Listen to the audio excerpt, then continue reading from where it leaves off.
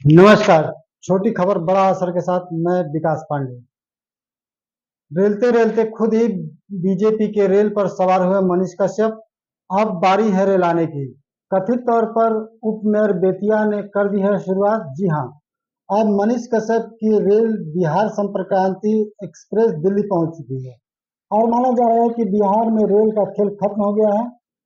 ऐश्वर्य की किरण फूटती है तो कैसे इंसान के सुर और ताल बदलते हैं, आइए देखते हैं। बीजेपी में शामिल होते ही बिहार के फेमस यूट्यूबर मनीष कश्यप पर 2 करोड़ में ईमान बेचने का आरोप लगा है। इससे पहले चर्चा की शुरुआत करें।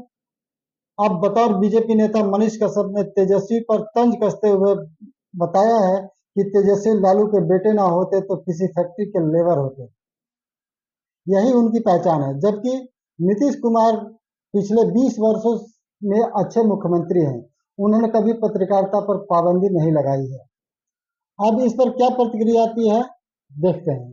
फिलहाल एक वायरल ऑडियो में बेतिया के उप मेयर व मनीष कश्यप के बीच सूत्रों से मिली जानकारी पर जमकर तू मैं की भाषा सुनी जा सकती है। इसके पीछे क्या राज है, छोटी खबर बड़ा असर की टीम पुष्टि नहीं करती। एक्स पर वायरल ऑडियो खबर का आधार है। ऑडियो की सत्यता क्या है, जांच का विषय है। बता दें कि बिहार के famous YouTuber Manish Kashyap BJP में शामिल हो गए हैं। दिल्ली मुख्यालय में मनोज तिवारी ने उन्हें पार्टी में शामिल कराया है। उनके साथ उनकी माताजी भी थी। इससे पहले मनीष ने ऐलान किया था कि वो पश्चिम चंपारण सीट से लोकसभा का चुनाव लड़ेंगे। अब किन परिस्थितियों में मनीष कश्यप ने पाला पलटा है, मनीष ही जाने। 2 करोड़ का ऑडियो एक्स पर वायरल होने के बाद प्रतिक्रिया भी आनी शुरू हो गई है। सवाल उठता है कि स्वतंत्र पत्रकारिता धर्म निभाने वाले मनीष को अब किसी पार्टी का सहारा क्यों लेना पड़ रहा है। क्या वजह है कि किसी पार्टी का उन्हें सहारा लेना पड़ रहा है। जाहिर सी बात है कि मीडिया इतनी कमजोर हो गई है कि मीडिया कर्मी अपनी रक्षा भी स्वयं नहीं कर सकते। मनीष कश्यप के पुराने दस्तान उदाहरण हैं। वो तो वर्तमान मीडिया कार्यकलाप किसी न किसी मजबूरी की तरफ भी इशारा करते हैं। वायरल ऑडियो की शुरुआत कथित तौर पर मनीष कश्यप के हेलो से शुरू होती है। फिर उप मेयर बेतिया नाम अज्ञात द्वारा पूछा जाता है, क्या बोल रहे थे मनीष जी। मनीष फिर कहते हैं, वही जो सुन रहे थे आप। अब शुरू होता है असली वाकई। मनीष के आवाज में कहा जाता है, 2 करोड़ का आरोप कैसे लगा सकते हैं आप। उप मेयर कहते हैं, सुने हैं 2 करोड़ का डिमांड रखा गया था। फिर जो भाषा आई सुनने लायक थी। इसने अपने बिहारी अंदाज में झुंझाते हुए पूछते हैं, कौन हरामखोर दिया था, कौन हरामखोर दिया है। फिर क्या, जवाब भी कुछ इसी अंदाज में आता है। मेयर ने कहा, कौन हरामखोर दिया है, कौन हरामखोर लिया है, यह तो हरामखोर लोग ही बता पाएंगे। ये एक तरह से नहले पर दहला वाली बात रही उस समय। सूत्रों के हवाले से सुना है 2 करोड़ का डिमांड हुआ था। फिर भाषा और तल्खी और तेज हो जाती है। मेयर मनीष कश्यप को किसी घटना की याद दिलाते हुए कहते हैं कि उन्होंने कभी उनकी जान बचाई थी, जब वो कभी अपने भाषा से कहीं लोगों को भ्रम में डाल रहे थे। फिर मनीष कश्यप द्वारा बातों को नजरअंदाज करने के क्रम में कहा जाता है, मेरे लिए क्या किया है, यानी आशा था कि कब तुमने मुझे बचाया है। रस उद्घाटन करते हुए उप मेयर कहते हैं, जब चंपारण में पहली बार तुम झंडा फहराने के दौरान लोगों को बेवकूफ बना रहे थे तो हमने ही तेरी जान बचाया था, भूल गए। माँ का कसम खा के बताओ। मनीष कहते सुने जाते हैं, तुम माँ का कसम खाकर बताओ मैंने 2 करोड़ लिया है, तो किसने दिया है। उप मेयर ने एक बार फिर सूत्र का हवाला देते सुने गए। फिर मनीष ने उल्टा आरोप लगाते हुए कहते हैं, मेरे सूत्र बताते हैं कि उप मेयर बेतिया नगर निगम ने 20 करोड़ घपला किया है। तुम माँ का औलाद हो तो 2 करोड़ की बात साबित करो। साथ ही बताया गया, उप मेयर के आड़ में बेतिया में 2 नंबर का दवा कारोबार फल फूल रहा है। दोनों महापुरुष एक दूसरे को साबित करने की बात करते हैं और फोन कट जाता है। खुद को सन ऑफ बिहार करने वाले मनीष कश्यप ने पश्चिमी चंपारण सीट से निर्दल प्रत्याशी के तौर पर चुनाव प्रचार अब शुरू कर दिया था, क्योंकि वहां पश्चिमी चंपारण से उन्हें चुनाव लड़ना था।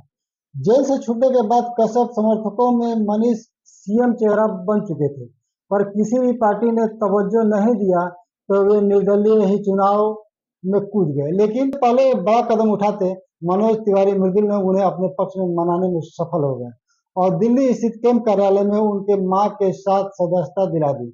यह सब किन शर्तों पर हुआ मैं नहीं जानता, ऑडियो है, मैं पुष्टि नहीं करता। इससे पहले मनीष तब चर्चा में रहे थे जब जेल से निकलने के बाद 180 दिन में तेजस्वी यादव की सरकार को गिरा देने का वादा किया था और हुआ भी वही।